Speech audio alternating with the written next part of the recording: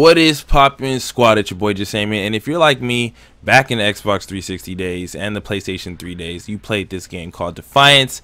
It was amazing for its time, open world, multiplayer, looter shooter, and you got addicted to it and it disappeared. Even though it had all the problems in the world, you still played it, and it was something that you held dear to you, but it disappointed you by disappearing. So for this video, I want to let all the people know that there is hope in this game, most definitely. For the people who definitely have been skeptical about giving it another try because of the old ways and like, well, what's changed? The graphics look the same. I don't see much change. What's the point of even playing it? So my argument in the point of even playing it is obviously from personal preference. I like playing games that I enjoy no matter what. I don't care if the graphics are bad. I don't care if the connection's bad, for the most part.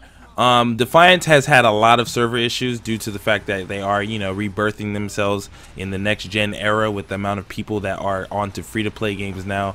They didn't have to really deal with the sheer amount of numbers because free-to-play wasn't that important back then.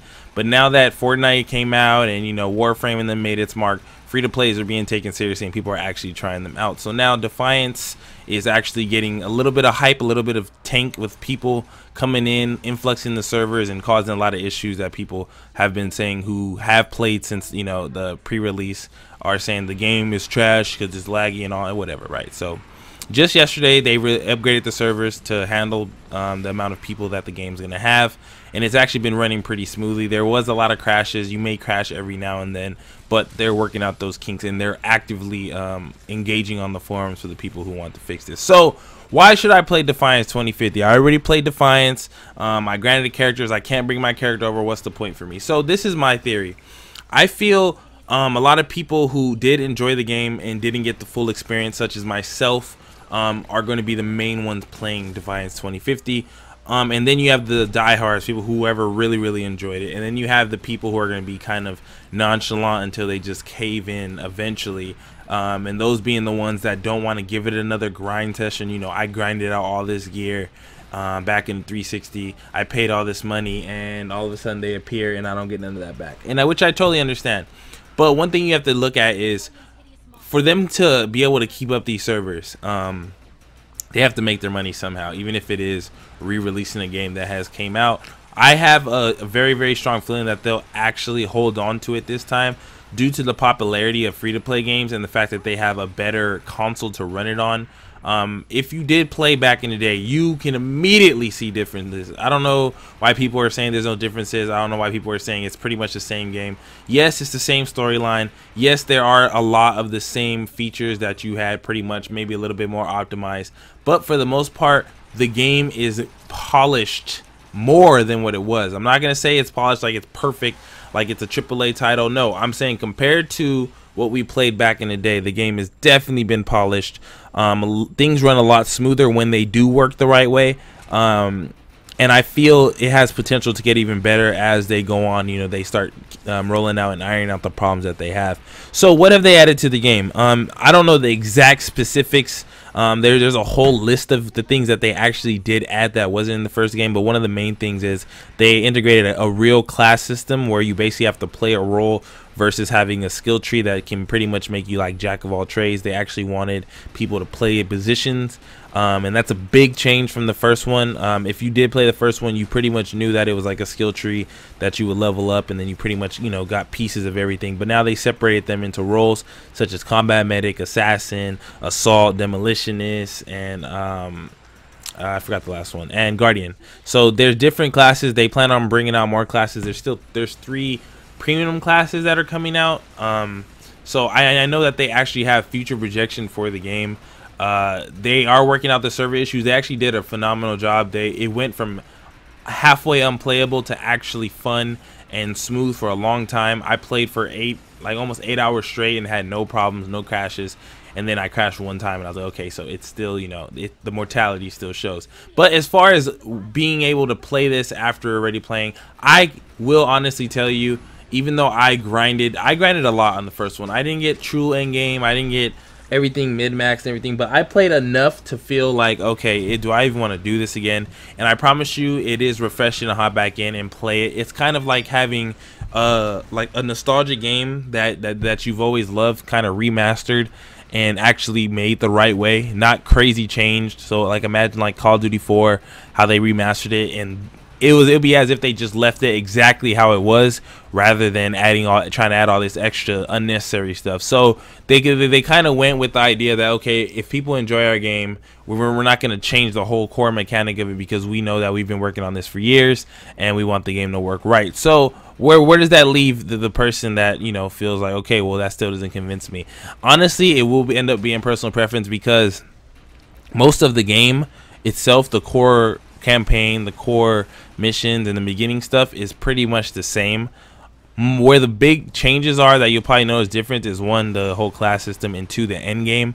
I believe they said they're ending a lot more end game content than last time, due to the fact that they want to have a longer lifespan for the game, and obviously they're not focusing on the TV show, so a lot of their assets are over there trying to think about how they can do that. So you can see right here a little message pop up, because this is how they were literally working on the servers while we were playing. You can see, honestly, even in this gameplay, it was not that bad. I was playing with, I don't know how many players, it was like almost 20 different players right here, and we were doing an arc fall. And yes, arc falls are back. You can see right here I was getting bodied. That boss was freaking focusing me. It was ridiculous. But you can see there is a lot of players here. They're not skipping all around the screen. Yes, it's not the best looking smooth animation, everything, but you can see that it was active open world experience and it was actually working. So for the people who say that the game's completely unplayable, that's just because they haven't tried playing it. They haven't really put in the time to try it. They just already had the idea that Defiance 2050 already had its problems, and it's going to pretty much carry over no matter what. They've had years to think about this. If I'm gonna be real with you, I don't see the years worth of like fixes, but I definitely can tell you that they definitely have been working on it, and you can really feel and see the difference. The graphics are better. People are saying that the graphics are the same.